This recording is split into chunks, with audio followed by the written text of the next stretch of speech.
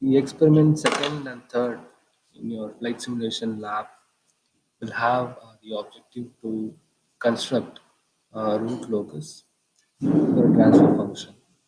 Okay.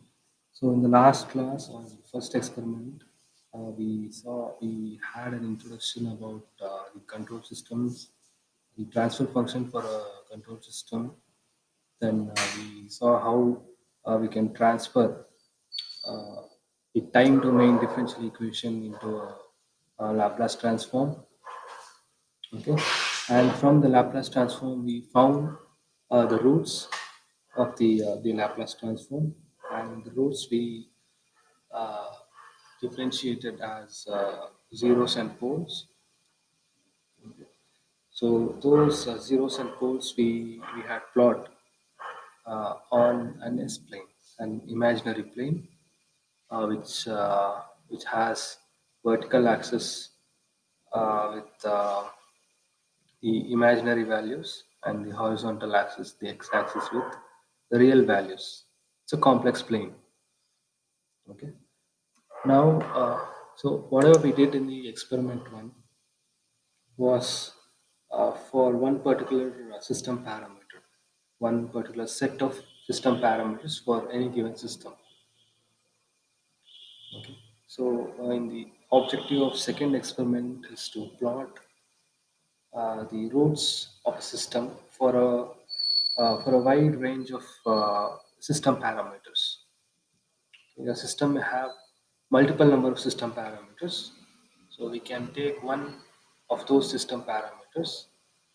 We can vary the value of that system parameter, and we can plot the behavior of that system on an S plane. So the root locus is nothing but the locus of all the roots of a system at different values of system parameter.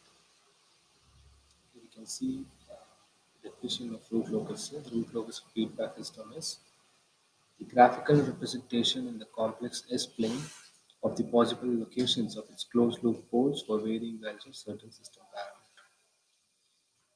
Okay, so we can see a general representation of a closed-loop control system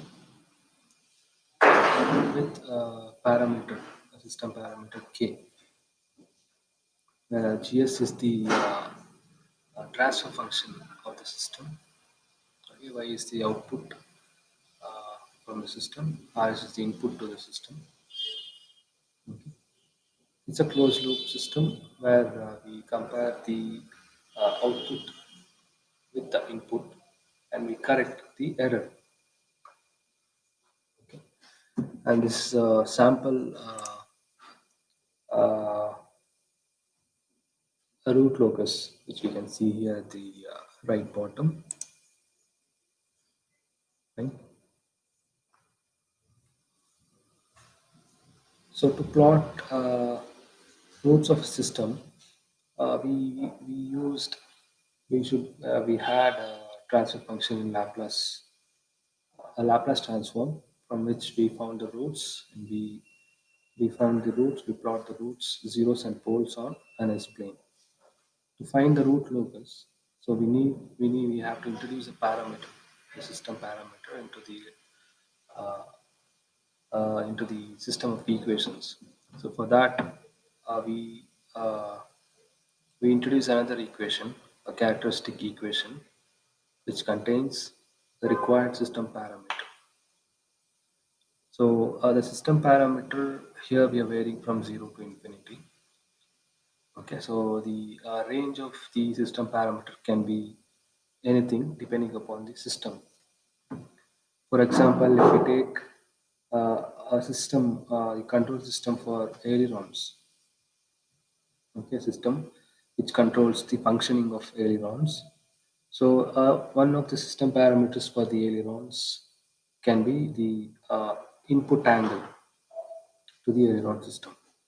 So when pilot inputs a certain angle to the aileron system, the system may not accurately uh, give the output whatever the pilot has given. For example, pilot inputs 3-degree uh, deflection to the ailerons.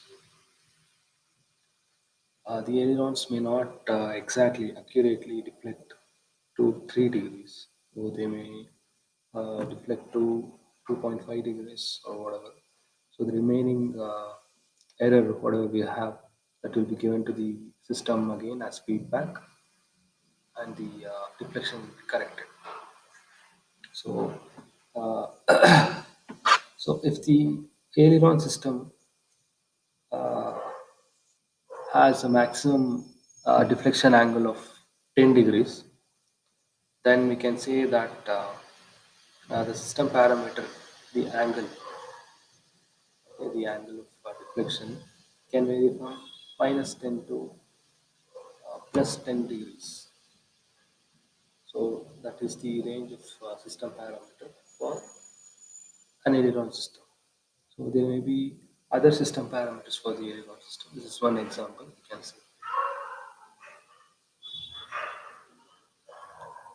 So when you substitute 0, k is equal to 0 in the characteristic equation, the roots that we get from the characteristic equation are poles. And when we substitute infinity or some other value to k, so the roots that we get from the characteristic equation are zeros. Okay, and another simple way of defining root locus is the part taken by root of characteristic equation when loop gain k is varied from 0 to infinity.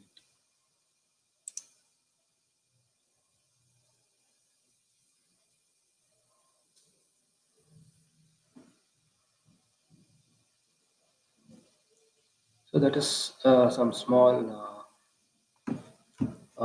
introduction to root locus. Now we can see how exactly we can plot the root locus on an S-plane.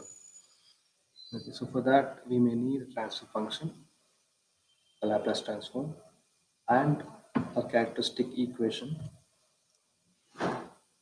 So we have already taken the the Laplace transform. Okay, so this is the numerator of the Laplace transform. This is the denominator of the Laplace transform.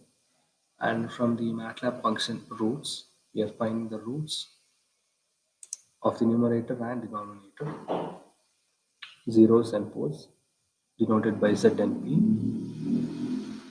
So with these four lines, we can easily find all the roots of this particular Laplace transform.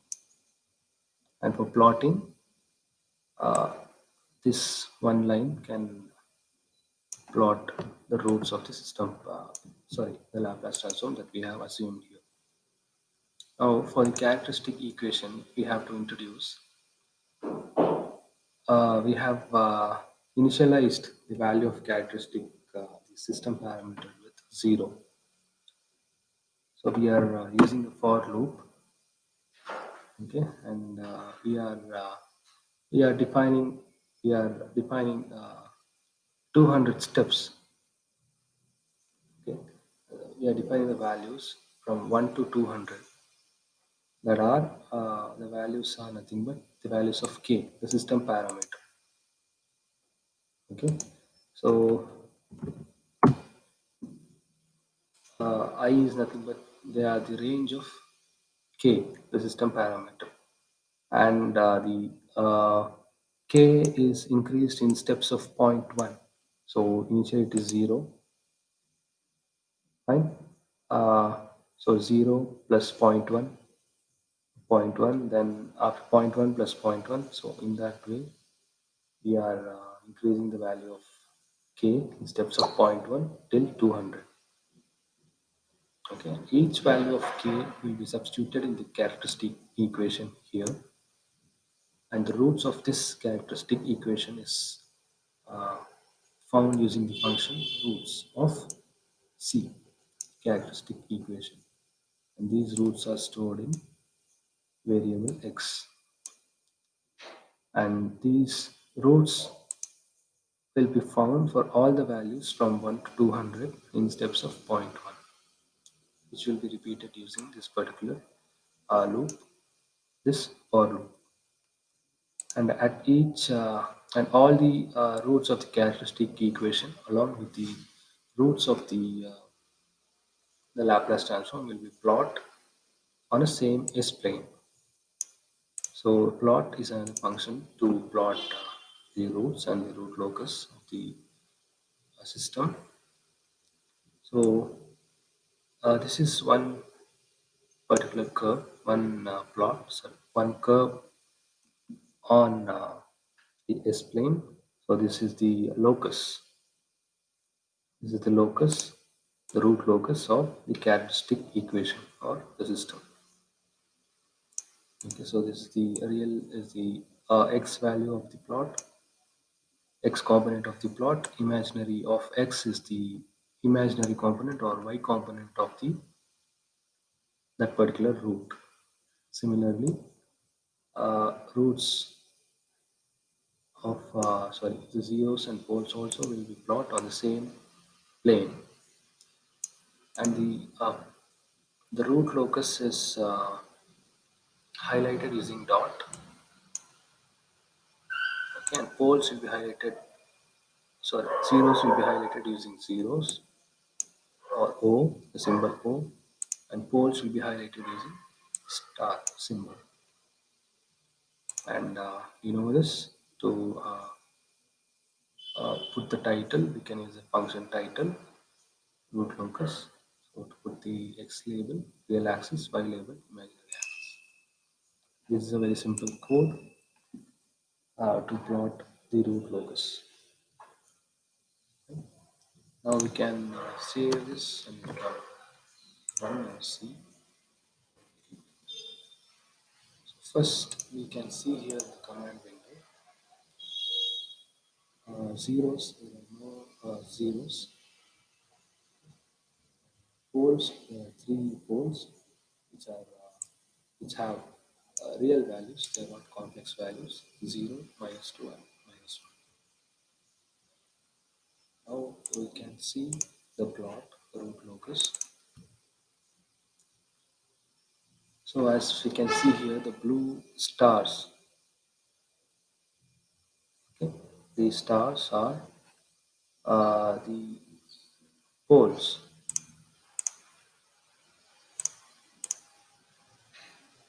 Right? And there are no zeros here. And the order curve we can see here is the root locus. Right? So this is the final result that we expected from this experiment. So this from this plot we can analyze the behavior or the stability of a given system, a given control system. Since we have taken randomly some transfer function, we exactly don't know what control system the transfer function is for. Okay, so all we can concentrate is uh, basic definitions of root locus, then the transfer function, finding the roots of the transfer function, then then plotting the root locus using the characteristic equation for that particular transfer function. So one thing we have introduced in this class is the for loop, use of for loop, and rest everything is similar to experiment 1. Okay, that's it. Uh, More interpretation for the curve, the root locus, will be done in the coming classes. So for now, all we have is the method of plotting root locus. Basic, very basic definition for root locus.